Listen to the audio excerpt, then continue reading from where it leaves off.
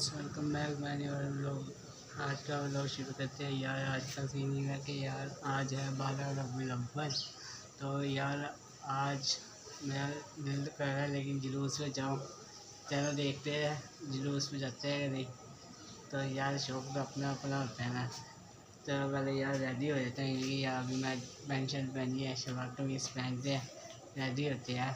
तो यार उससे पहले आप लोगों ने मेरे चैनल को सब्सक्राइब नहीं किया, सब्सक्राइब कर दो और बेल आइकन को प्रेस कर दो क्योंकि यार हमारे जल्दी जल्दी 1 के सब्सक्राइबर कंप्लीट होने वाले हैं। जल्दी से करवा दो यार। फाइनली मैं तैयार हो गया, मेरी शादी हो गई।